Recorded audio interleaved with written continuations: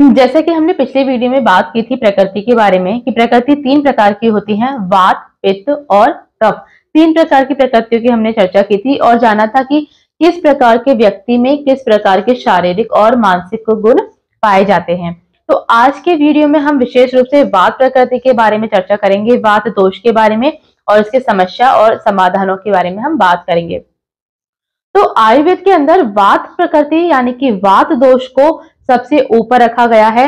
आयुर्वेद में बताया गया है कि इसके बिना, वात दोष के बिना कफ दोष और पित्त दोष भी अधूरे हैं। हमारे शरीर के जितने भी फंक्शन हैं, जितने भी हमारे कार्य क्रियाएं हैं, धातु क्रियाएं हैं, शारीरिक क्रियाएं हैं, वो सभी इस वात दोष के बिना अधूरी हैं।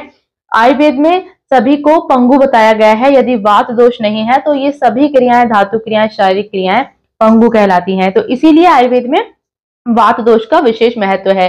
यदि वात दोष के गुणों के बारे में हम बात करें कि आखिर वात दोष क्या काम करता है हमारे शरीर के अंदर, जो वात दोष है, तो हम जब किसी नए काम को करते हैं तो उस नए काम को करने की जो उत्साह जो हमें होता है, उस काम को करने की जो प्रेरणा हमें दिलाता है, जो उमंग होती है, वो वात दोष के कारण ही आती है। जितनी भी धातु क्रियाएं हैं, जितने भी फंक्शन हैं, वो सभी वात दोष पर निर्भर करते हैं। और तीसरा, हम जो समय समय पर मल त्याग करते रहते हैं, वो भी पूरी तरह से वात दोष पर ही निर्भर करता है। नींद का आना, और अगला है सांस लेने और छोड़ने की क्रिया भी पूरी तरह वात दोष पर ही निर्भर करती है। तो आपने जाना कि वात दोष कितना जरूरी है हमारे शरीर के लिए। अब हम बात करते हैं वात के गुणों के बारे में। तो वात के जो गुण होते हैं वो है हल्का, सूक्ष्मता, ठंडा, रूखापन या खरदरा। इस तरह का वात के अंदर गुण पाया जाता है। तो ये वात के जो गुण हैं, हमें इन गुणों को जानना इसलिए जरूरी है ताकि जब हमें ये पता चल गया कि हमारे शरीर की वात प्रकृति है, तो हम उस तरह के आहार, विचार और शारीरिक क्रियाएं कर सकें जो कि वात को बढ़ावा ना दें। यदि इसके विपरीत हम ऐसा भोजन करेंगे या इस तरह की शारीरिक क्रियाएं करेंगे जो हमारे शरीर में वात की वृद्धि करे, तो हमें समस्याएं पैदा होंगी। इसीलिए इन सबको जानना बहुत जरूरी है कि आखिर हमारे शरीर की प्रकृति कैसी है और किस तरीके से हमें उनका समाधान करना चाहिए आयुर्वेद के अनुसार। तो जिनके शरीर की वात प्रकृति है, ऐसे व्यक्तियों के लक्षण की हम बात करें यदि, तो ऐसे व्यक्ति स्वभाव के चंचल होते हैं। इनका शरीर दुबला पतला होता है, स्वभाव के ये चंचल होते हैं और ये समय बेसमय अपने हाथ पैर हिलाते रहते हैं, बेचैन रहते हैं एक तरीके से। और इनकी यदि भूख की बात करें तो इन्हें भूख भी, पाचन शक्ति इनकी कमजोर होती है। गैस, आफरा, इस तरह की समस्याएं इन्हें आए दिन बनी रहती हैं। कभी तो इन्हें बहुत अच्छी भूख लगेगी और कभी इनको बिल्कुल भी भूख नहीं लगेगी। इस तरह का इनका स्वभाव होता है। नींद भी इनको कच्ची आती है, जरा सी आहट में इनकी नींद खुल जाती है।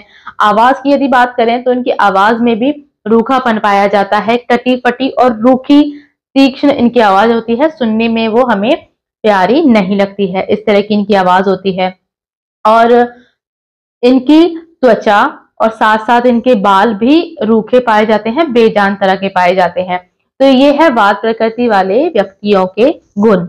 अब हम बात करते हैं कि आखिर किस तरह से जो हमें पता चला कि हमारी वात प्रकृति है।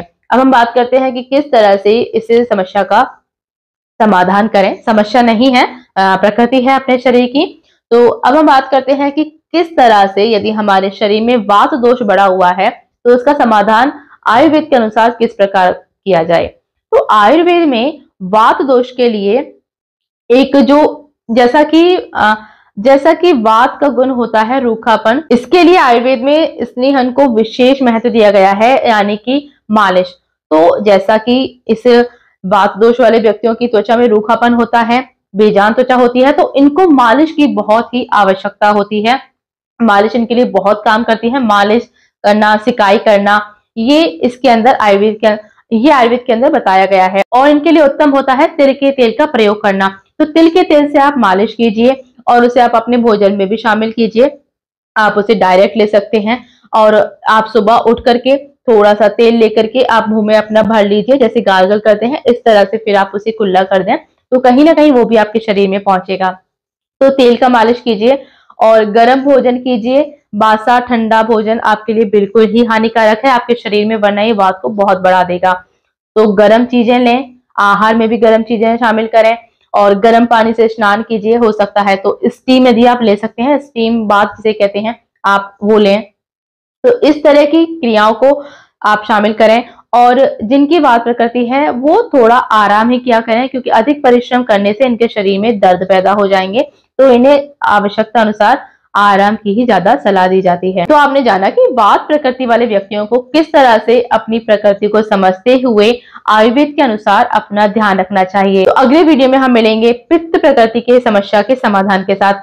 आज का वीडियो आपको कैसा लगा प्लीज मुझे जरूर बताइए, और यदि वीडियो पसंद आता है तो प्लीज लाइक करें, और मुझसे जुड़े रहने के लिए मेरे channel health and beauty hub को सब्सक्राइब करना ना भूलें। मिलते हैं अगले वीडियो में।